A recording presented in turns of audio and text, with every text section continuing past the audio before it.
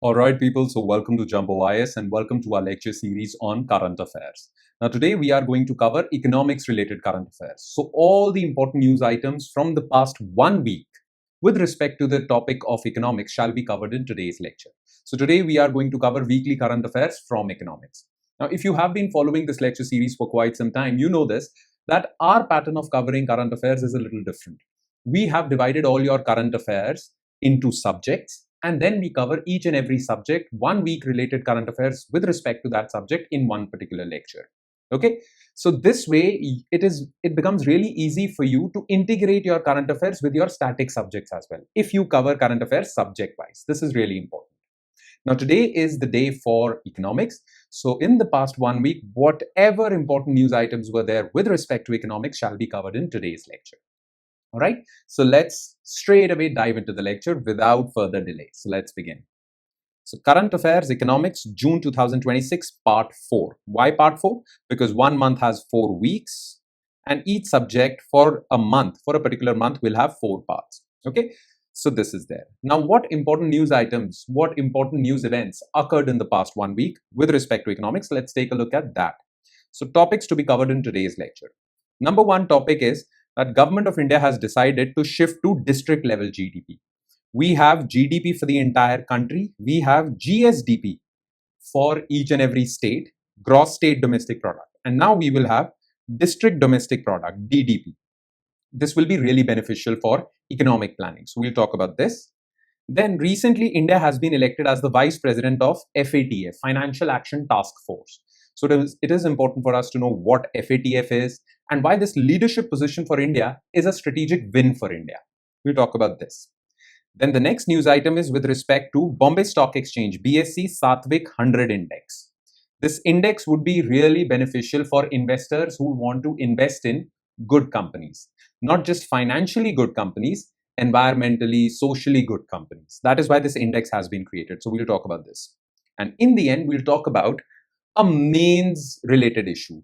Okay, not prelims, mains related issue. There is this debate between state governments providing farm loan waivers and how this has increased financial debt on those states. Farm loan waivers versus debt traps. Okay, this is a big debate. It is similar to that debate on freebies also, right? It is similar to that. So we'll evaluate the pros and cons of each and everything. Okay, we'll evaluate the pros and cons of farm loan waivers. We'll evaluate the pros and cons of debt traps. And we'll also talk about the way forward. What can we do now, right? Okay then. So these are the 4 news items that we shall zero in our attention on. So let's start discussing them one by one. Starting with topic number 1, and that is shift to district level GDP. Now look, we calculate GDP, and GDP is an important measure for measuring the amount of wealth produced by India in one particular year. Then we don't just need the figures for the entire country. We also want to know how each and every state is performing and how each and every state is contributing to India's overall GDP, gross domestic product. That is why each and every state calculates GSDP, okay, gross state domestic product. There is one problem. You see, there are some states which have very high GSDP, but that is because of 1 or 2 cities in that area, in that state. For example, Karnataka has very high GSDP, but most of its GSDP comes from Bangalore. And when you look at the figures of Karnataka's GSDP, you think that Karnataka as a whole is doing well, but it's actually Bangalore that is doing well, Bengaluru that is doing well.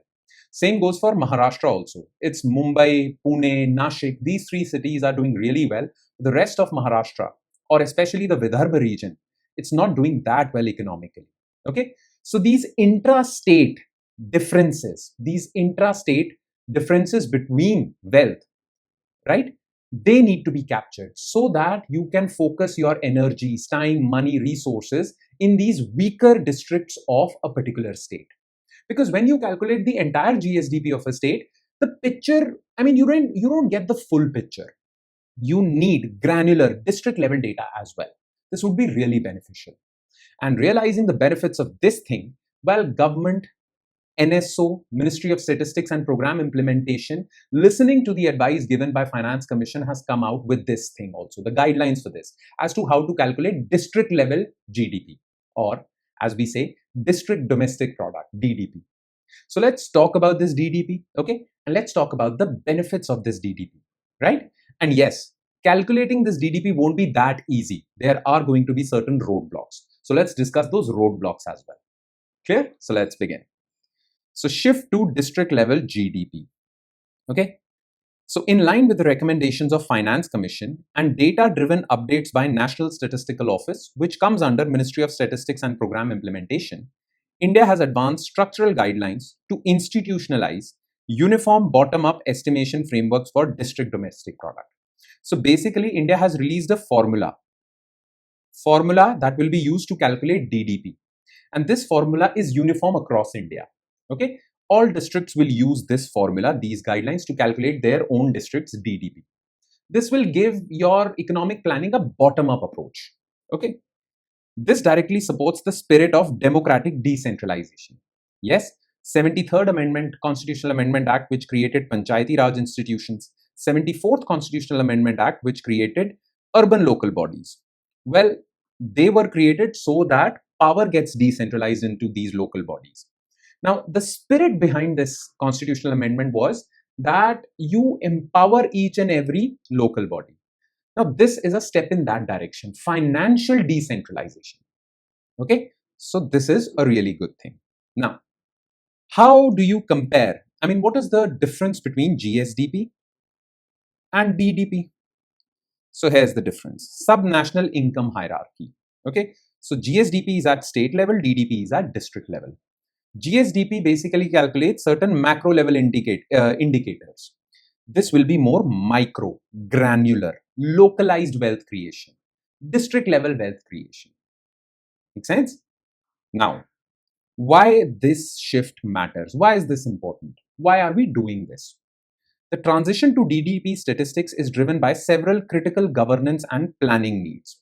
Why do we need this? Number one, as we discussed in the introduction also, correcting intra-state disparities and asymmetric growth. Karnataka's GSDP is really great, good, as compared to other states of India. But while looking at only GSDP figures of Karnataka, you don't realize the intra-state asymmetry in GDP growth. When you investigate, you realize that there are only 2-3 districts that are doing well, and these 2-3 districts are taking the entire GSDP of Karnataka upwards. But what about those backward districts in Karnataka, right? That is also important. Northern Karnataka, this is actually a little backward financially as compared to other areas of Karnataka, especially southern Karnataka. So to address these disparities, you need to have some data also, right? So that data would be provided by this. So this is great. Then second importance of this, evidencing data-driven budgetary allocations. You see, the thing is that Finance Commission basically tells the central government a mechanism to distribute funds to states, right? States are allocated funds. Now, state finance commissions are also there for individual states, and they advise the state government as to how to distribute these funds to Panchayati Raj institutions and urban local bodies. Now, their formula for distributing funds would be better if they have district level data, right? So fund allocation would be more genuine. Okay, backward districts would be given more funds, and the districts that are generating a lot of wealth, they don't need that many funds, would be given less funds. This would lead to equitable growth of India, right? Equitable growth, or let's call it inclusive growth, which is one of our aims. Make sense? And the third is financial calibration and credit mobilization. This DDP data will be utilized by banks also. Banks will see that this particular district is generating a lot of wealth. But when it comes to our banks, we don't give that much credit to this district. Okay, there are so many rich people in this district, but our credit penetration in this district is not great. So they will have targeted lending targets. Okay, they will have a targeted approach to increase their credit disbursement in those districts. Make sense? So this would increase or improve our inclusive banking operations as well. So this is a very good thing, right? So these are the benefits. Now, the entire picture is not that hunky-dory. It's not that great, okay? Implementing this is very good, but implementing this also has certain challenges. Let's take a look at those challenges, okay?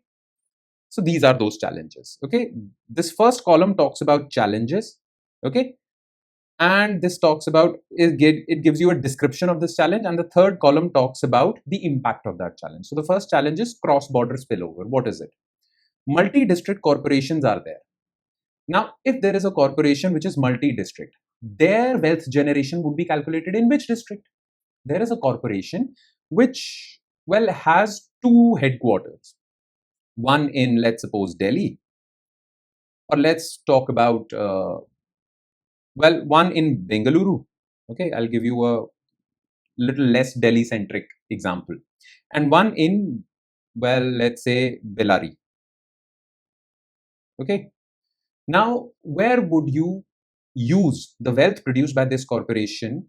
I mean, in calculation of which district's DDP? That is a challenge. Okay. Can lead to double counting if you'll count their wealth in both areas. Then deflator distortion. Well, you all know about GDP deflator. GDP deflator is the ratio between nominal GDP and real GDP. It is a metric for inflation. Now, we have state level inflation data, but we lack district level local inflation data. That would lead to false calculation of GDP deflator. That would lead to false calculation of real GDP of each district. This is a problem. And informal sector capture. We still lack certain technologies, or we still lack certain capacities to capture the production of or wealth produced by unorganized sector. This is a problem. Okay, so we need to build institutional capacity to capture data or wealth produced by informal sector as well, to get a full comprehensive picture. So these are the three challenges. Now, how to solve for these challenges? Well, there are three solutions to this. Okay, number one is utilizing a lot of data generated by India's digital public infrastructure. For example, India has online data with respect to GST network. Then we have eShram portal, which registers all the MSMEs. Then we have digital agricultural stacks. These digital public infrastructures can be used to capture as much data from the informal sector as possible, and as well as formal sector. So this is there. Then we need to invest a lot to calculate district level consumer price indices. Currently, we calculate consumer price index for the entire country or state. We need to make it even more granular and calculate consumer price index data for local levels as well, at least district level. For that, you need capacity of, or you need to increase your capacity of economic statisticians in each and every district. So this should be there. And institutional capacity building. State governance frameworks must invest heavily in upgrading statistical skill sets. Okay, you need specialists in each district. Okay, so all of that. Make sense, right? That would be all as far as this topic is concerned. And now let's quickly shift our focus to next news item, and that is India elected as FATF Vice President. Now, here's the thing, and listen to me very carefully. What is FATF? FATF is Financial Action Task Force. It is an international organization that is responsible for curbing international money laundering. And because money laundering is used to finance terrorist organizations as well. So this FATF is also responsible for curbing terror financing. Plus, this black money is also used by certain rogue countries to fund their weapons of mass destruction program. So FATF stops that as well. Now, what does FATF do? FATF is not a police force. Basically, FATF releases certain guidelines. Each and every member of FATF has to follow these guidelines. Okay, what are these guidelines? Well, these guidelines help each and every country to make reforms in their own domestic setup so as to stop money laundering and all. Okay, now the countries that fulfill all these guidelines, well, they are considered good countries. The countries which deliberately do not fulfill all these guidelines are put in grey list. Like Pakistan was put in grey list because it was using its financial networks to fund terrorist organizations, right? Now, grey list is a warning list. And then if there is proper evidence that this country is deliberately not following and encouraging money laundering, that is put in blacklist. Like Iran was in blacklist. North Korea is in blacklist, right? Myanmar is in blacklist. Clear? Now, this is a very important organization with respect to financial systems of the world. Now, India has been a member of this organization since 2010. And now India is slowly and gradually assuming leadership positions in this organization. Recently, India was elected as the vice president for 2 years. Okay, for 1 year, sorry. Vice president of this organization. So what is this entire matter? What is FATF? How is this a strategic win for India? Let's talk about all these things. Okay, so let's begin. So India elected as FATF vice president. So at the conclusion of the FATF plenary meeting, this is the highest decision-making body in FATF, plenary, held in Paris, India achieved a landmark diplomatic breakthrough by securing the vice presidency of Financial Action Task Force for the first time since joining the body. Okay, senior Indian bureaucrat Shri Vivek Agrawal, a 1994 batch IS officer of the Financial Intelligence Unit in India, was elected to the post for 2026 to 2027 term. Okay, so this was in the news. Now, first, let's know what FATF is. Clear? When was it formed? What are its functions? So these are the details about FATF. So it was established in 1989 by G7. There was a G7 summit in 1989, and it was decided that we need an international watchdog for combating money laundering. So FATF was created. FATF is a Paris-based intergovernmental standard-setting body. Remember, it is just a standard-setting body. It does not have a police force to enforce money laundering. It is not like ED, Enforcement Directorate. It is just a standard-setting body. Okay. Now, what are its functions? To prevent money laundering, to prevent terror financing, to prevent financing of proliferation of weapons of mass destruction like nuclear weapons, chemical weapons, biological weapons. While the FATF presidency operates on a fixed 2-year rotation, the vice president is elected directly by FATF plenary from among its core members. Now listen to me very carefully, okay? Who are members of FATF? FATF has 38 members, 38 countries as members, and there are 2 regional organizations which are members of FATF. So there are 38 countries and 2 regional organizations.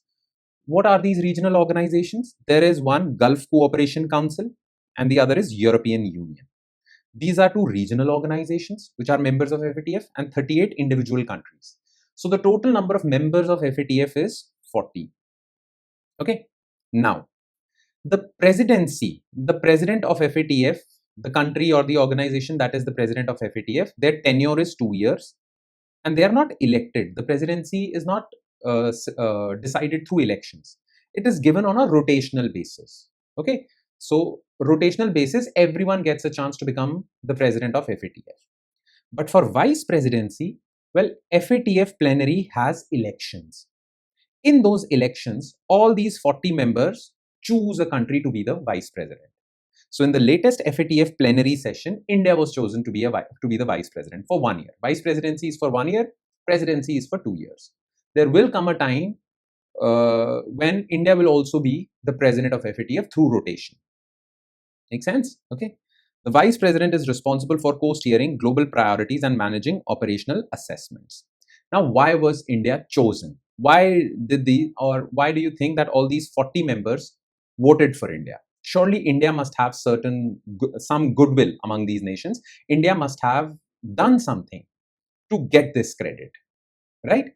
So why India? India's elevation to apex of the global financial watchdog builds directly upon a series of strong performance indicators, okay, verified during this period. First of all, India's outstanding performance in the mutual evaluation cycle. Every 2 years, FATF evaluates the performance of each and every country. Okay, this is known as mutual evaluation cycle. Which country is doing really well with respect to preventing money laundering and all these things? India's performance was really good in this cycle. Then, praise for asset recovery and enforcement model. What is asset recovery? All these people, these black money hoarders, they buy a lot of assets, property, gold. India has done really well in seizing those assets. Okay, and India's enforcement agencies like Enforcement Directorate or Financial Intelligence Unit, they have performed really well with respect to catching these black money hoarders who are involved in money laundering and seizing their assets. Okay, plus India has been saying that the next frontier in money laundering is these cryptocurrencies. A lot of money laundering is happening through these cryptocurrencies, which are also called virtual digital assets. In fact, India has been raising its voice and steering policy debates as to how to regulate these cryptocurrencies. So India has achieved some goodwill in this area also. So the countries realize that, well, India has a lot of credit to its name. So let's choose India for 1 year.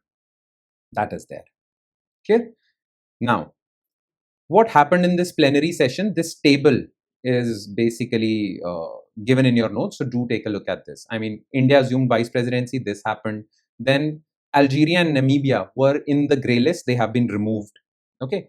Then certain other countries were added to grey list, like Bosnia and Herzegovina, Iraq.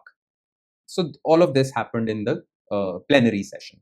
This table is given in your notes, so do check it out. Now, how is this a strategic victory for India? Well, India will use this vice presidency to counter those countries which are using money laundering to harm India, like Pakistan and all, Pakistan, China, and other countries. So this is there. Plus, there are many economic offenders. There are many people who are involved in money laundering and terror financing within India who, after getting caught, escaped from India. These are called fugitive economic offenders. India might use this leadership position to catch these people as well. Plus, India will use its leadership position to strengthen global banking corridors, because most of these people use the formal banking channels for money laundering, and they use international banks, not Indian banks, because Indian banks are under India's control.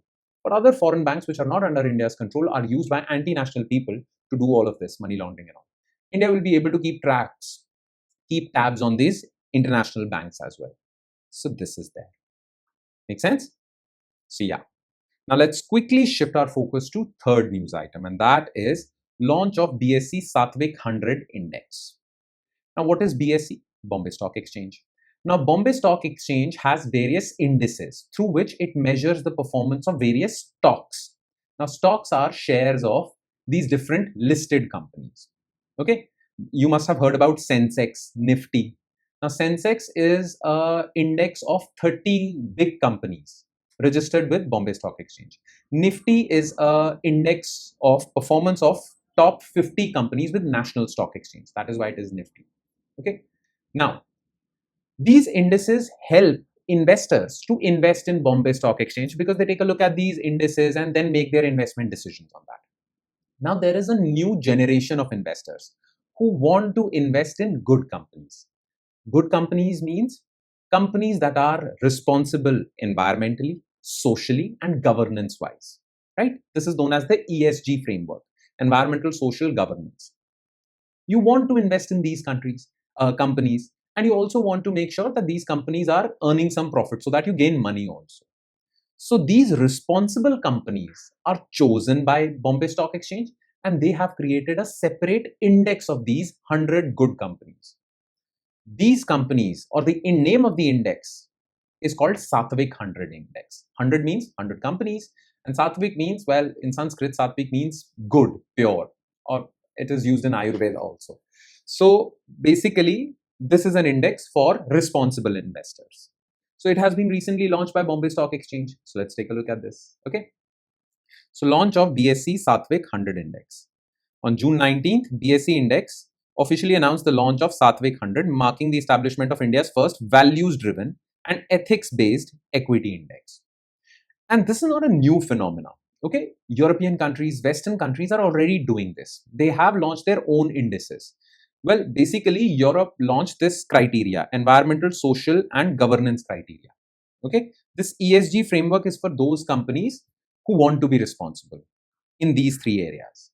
And to encourage these companies, okay, so what do companies do? They show that they are performing well in these three areas. So good investors who want to have some impact on the society, they invest in these companies who are doing not just good profit-wise, but environmentally also, socially also, governance-wise also. So India has followed suit and India has created its own index. Make sense? Now, what is the framework? Well, already there are companies registered with BSE. BSE already has BSE 500 index. So all these companies who are good are already registered in BSE 500. You will choose the good 100 companies who are well responsible, ESG wise. Selection basket. It selects exactly 100 liquid companies from the parent basket of 500 companies. that strictly satisfied the predefined ethical and Saatvik guidelines. So India has created its own ESG framework. Base value and chronology. The index is structured with a baseline reference valuation of 1000. Well, that's a different. That is the number calculation formula, mathematics. You don't need to get into this.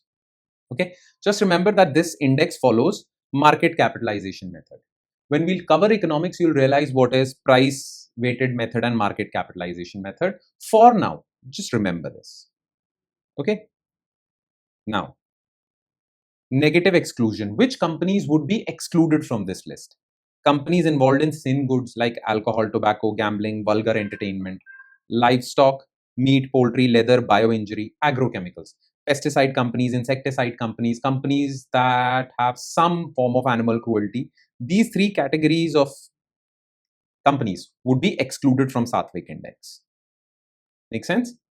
Now, this table is given in your notes. It talks about how much weight is given to each and every sector in this index. Okay, so financial services has the highest weightage, then consumers goods is next. Energy companies have 11% weight, IT companies 8% weight, other sectors 31% weight.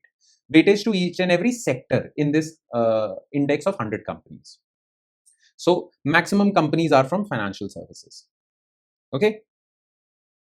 Now, what is the strategic significance of this? Foundation for passive product innovation. Basically, there are some passive investors who don't look. I mean, they are just passive investors. Whatever the index is saying, they invest only in those companies. So this is there. Then channeling non-resident diaspora capital. There are many NRIs who want to contribute to India's development. They would like to invest in these good companies. So this is there. Rewarding strong corporate governance. Companies that are environmentally responsible, socially responsible, corporate governance wise responsible, they would get a mention in this index, and a lot of passive investors would invest in these companies. So they would be rewarded for their good performance. So you're creating good incentives for companies to be more responsible. So India will have responsible capitalism.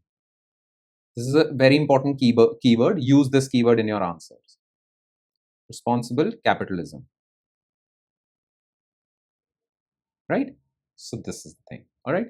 And now let's quickly shift our focus to last news item, and that is farm loan waivers versus debt trap. Now, farm loan waivers, you all are familiar with this term. Many state governments, while fighting elections, many state governments or political parties, while fighting elections, they promise this in their manifesto that as soon as they come to power, they will basically waive off all the farm loans. Yes, because farmers are already suffering and they secure the vote bank of farmers for this. And once they come to power, they do that. But this has a negative impact also. The burden of this debt now falls on the state government because farmers are not paying off this debt. Banks want this money, so they would ask the state government. So what the state governments are doing is they are transferring this debt from farmers to themselves. This has raised the debt on state governments, which is becoming unsustainable. Now this debate has come about that yes, it is important because farmers are suffering. So there are arguments in favor of farm loan waiver. But this leads to serious macroeconomic problems. So there are arguments for not going for farm loan waivers. So there are pros and cons for each and everything. So what are those pros and cons? As a UPSC aspirant, you should be aware of this. So let's talk about this, okay? So farm loan waivers versus debt traps. So there is this tension, and well, a recent RBI white paper says that around 13 lakh crore debt has, state governments have increased their debt by 13 lakh crores just because of farm loan waiver schemes. Now, this is really problematic. Now, first, let's talk about why do states go for this waiver thing? Why are states going for this? Surely they also have reasons for this. So what are those reasons? Proponents and state policymakers justify the deployment of farm loan waivers by highlighting problems in India's rural economy. Number one, already farmers are suffering because of climate vulnerability. As you all know, this year is the El Nino year. Because of this, rainfall is going to be scanty. So farmers are already suffering because of climate change, climate-related disasters, hazards. They are already short of cash. This can act as a relief for them. Then second is breaking the asymmetric debt trap. When there is a problem when there is a disaster, okay, Farmers don't have cash, so they are unable to pay off their debt to banks. So who do they turn to? They turn to money lenders for more debt so that they can pay off this debt to banks. So they are caught in this debt trap and they never get out of this debt trap. And well, it has been reported that many of these farmers' suicides are because of debt only. And the third argument given by policymakers, state policymakers, is that these farm loan waivers also make economic sense. When you give farm loan waivers to farmers, they have more cash. When they have more cash, they will spend this cash. So this would boost rural consumption, rural demand. And companies who sell goods and services to these rural areas, they would benefit, they would earn more profit. It would contribute to India's GDP. This is the economic rationale that is given. But there are problems as well. Okay, so what are the arguments given by those who are against farm loan waivers? Well, states have such high debt because of farm loan waivers. They have to pay off this debt. To pay off this debt, where will the money come from? The states reduce their capital expenditure to pay off this debt. Now, capital expenditure is a really important expenditure which would boost the GDP of that area. It is really growth boosting expenditure. Now, states are sacrificing this growth boosting expenditure to pay off this debt for farm loan waivers. This is a problem. Then erosion of credit flow. Cultivars deliberately default in anticipation of future waivers. Now, this creates a moral hazard because farmers know that some government would come and waive off their loans. So they take loans with the intention of never paying them back. Now, this creates a problem. They don't make arrangements for paying this loan back. They think of it as free money. This is a wrong culture. This is there. Then breach of FRBM. Every state is directed to maintain their fiscal deficit at 3% of their GST. States are breaching this because they are providing this heavy subsidy in the name of farm loan waivers. So fiscal responsibility is becoming a casualty, debt sustainability is becoming a casualty, and moral hazard, wrong moral culture is not becoming a casualty. In fact, it is getting promoted. So this is the problem. Okay. Now this table is shared in your notes, okay, which summarizes all the arguments given by both sides. So do take a look at this. And let's talk about what should be the way forward. So the way forward should be, number one, that instead of telling farmers that take this loan and you don't have to pay it back, provide farmers with direct subsidies in the form of DBT. State government should provide DBT. Okay. Universalize crop insurance schemes, that if farmers are suffering from climate related disasters, rather than farm loan waivers, they should get insurance. And deepening agricultural marketing reforms, because lack of these agricultural marketing reforms, well, don't allow farmers to get the best price for their crops and they suffer from losses. So do this. Do these structural reforms rather than these short-sighted measures like farm loan waivers. This is the way forward. You should write in your mains answers as well. Clear? And that would be all. With that, we conclude today's session. So thank you so much for watching, everyone.